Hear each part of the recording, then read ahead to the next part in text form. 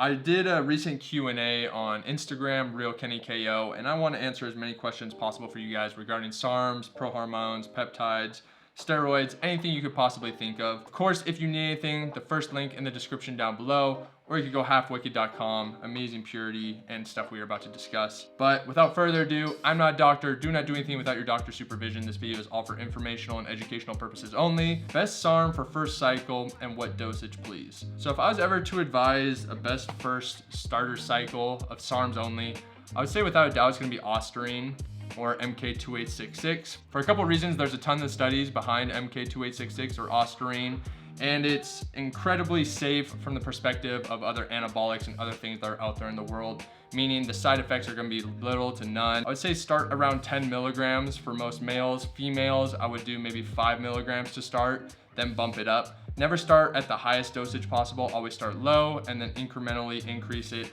as the cycle goes on.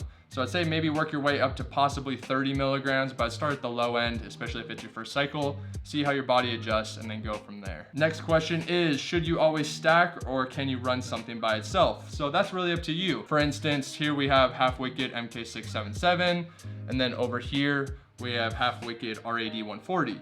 You could definitely stack the two, and the thing with SARMs is, like anabolics that are on the market, they all serve a different function within the body. So if you think of MK677 like growth hormone, and think of RAD140 like Winstrol or Masteron or another compound out there, it's gonna be very similar where you'll get synergistic effects, and especially if you're in a contest setting or you're wanting to put on strength or whatever your goal or facet is in bodybuilding, it's gonna be able to get you more by stacking. Now that doesn't mean you have to stack by any means. You could definitely run solo ones if you want.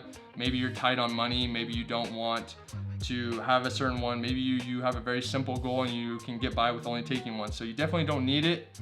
I recommend it because they work synergistically very well together and they all have a different purpose, but that's up to you. Best SARM that doesn't mess with hormones. So the SARMs that are not gonna mess with your hormones, meaning your testosterone, put you in suppression where you need a PCT, these ones will not require PCT.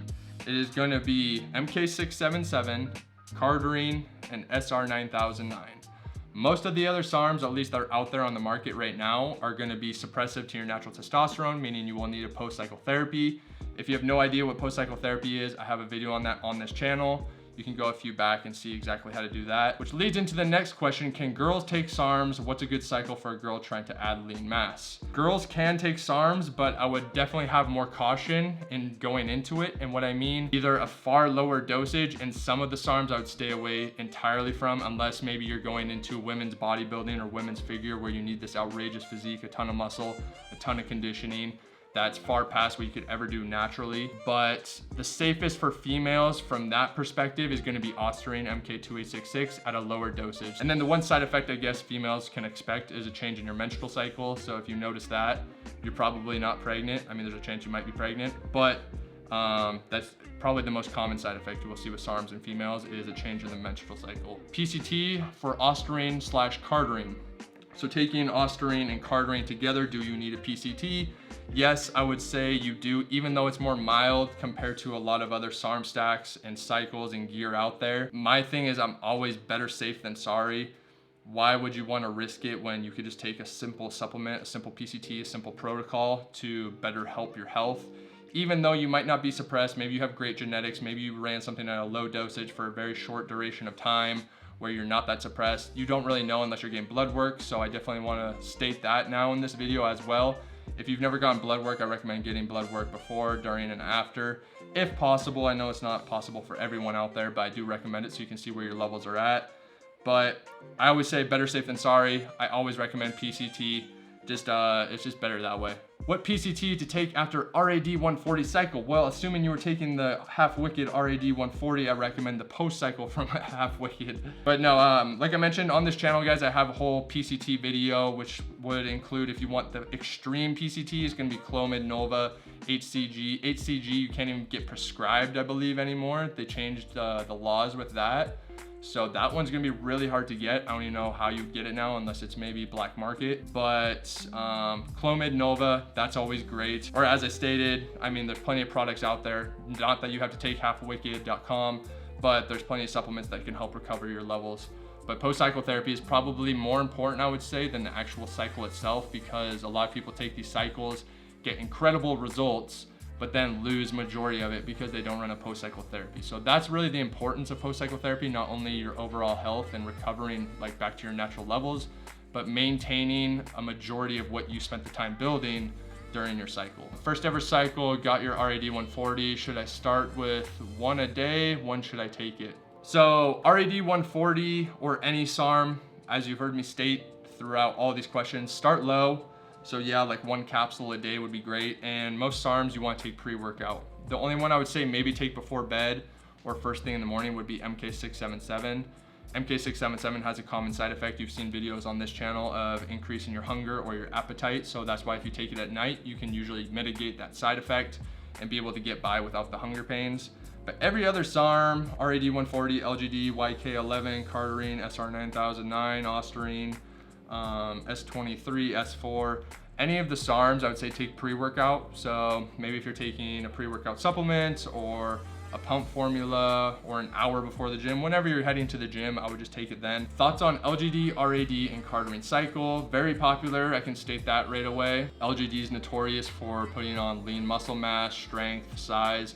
RAD140, very similar to LGD, but I would say RAD is more for a cut. So you could stack the LGD with the RAD to get the benefits of putting on more size and strength, with RAD help aiding in that while also shedding body fat, and then Cardarine just for overall endurance cardio output. Thinking of starting SARM, should I talk to my doctor, or would you say natty is safer? Always definitely talk to your doctor, especially if you have like a pre-existing health condition. I don't know your health. Many people don't know your health, your parents, your friends. A doctor is going to be able to better determine, and like I mentioned with blood work, you can see how healthy you are, what your levels are, what needs to be changed. Maybe you're severely unhealthy, maybe you have already high liver enzymes. I'm just throwing scenarios out there, but consulting with your doctor is always a good idea just to see where you're at. Or you can stay natty. I mean, you can avoid all of that. I know it's hard nowadays. No one's really natty these days. So can you stack post-cycle with MK677 to keep gaining muscle on your PCT? You're gonna take your PCT to restore your natural testosterone levels, get everything functioning again. And then you can take the MK677 because, as you heard me mention in that previous question, it's non-suppressive, non-hormonal. So you can take that to help maintain the gains you have made while also doing your post-cycle therapy, so that you can transition in that recomp into your next cycle. So in that time off, you could take the MK677 to retain a lot of what you built. In fact, maybe even build upon what you already built and then jump into your next cycle. So that's very, very popular. And that wraps up, guys. Majority of the questions I got from my Instagram, or the ones that I thought would be most beneficial to you guys viewing and that were on my Instagram repeated many times. If you guys want to be included into the next Q&A video and the next SARMs Q&A, steroids, PEDs, whatever it may be, make sure to follow my Instagram, RealKennyKO. I'll be posting on there all the time. Hopefully I can answer as many of you guys' DMs as possible as well. I hope you enjoyed, and as I mentioned, everything you will need is in the description down below. Make sure to turn on post notifications, make sure to subscribe, and yeah, hopefully I answered your question. Just remember, be careful.